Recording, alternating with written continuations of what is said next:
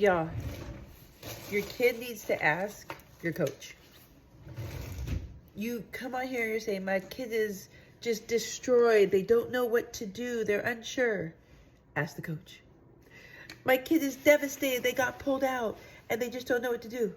Ask the coach. My kid isn't serving or they're not doing X, Y, Z, A, B, C. Ask the coach. Pickle.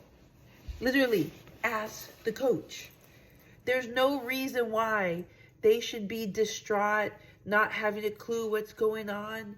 They shouldn't, none of that. Ask the coach.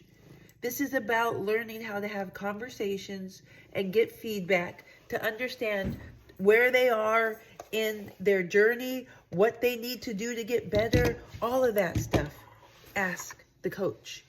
If you are not teaching them to go and ask people how they need to get better, what they need to work on, that's a huge miss. They need to ask the coach. But they're worried about the consequence. What if they don't play? Maybe they're not playing right now. Ask the coach. If everything that you're teaching is a worry about consequence, they're never going to learn how to have conversation. Everything has consequence. You're either going to sit there and cry on the bench and not play because you don't know what the hell's going on, or you're going to have an idea of what you need to do. Like, I don't understand what the problem is. Ask the coach, ask the coach, ask the coach. Have some questions written down and ask the coach. And also understand, even if you do the stuff that you're wondering about, it still might not be at the level that they need for you to play.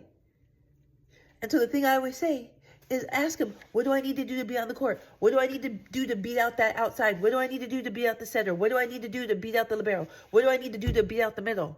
What do I need to do to beat them out? Not just play. What do I need to do to beat out that position? Because they might say you need to work on your serve, and you go and you work on your serve, and you work on your serve. Coach, I worked on my serve. It still might not be better than old girl or old boy. Ask the coach, be specific. What do I need to do to beat out that 0-1? What do I need to do to be the starting setter? What do I need to do? Coaches like people who are ballsy, who are competitive. But I don't want to ask. Okay, then don't play. Girl, if you don't want to ask, because let me tell you, if I go talk to a club coach, I'm a college coach, and the club coach is like, yo, she said, what do I need to do to beat out that girl? I'm going to be like, oh, really?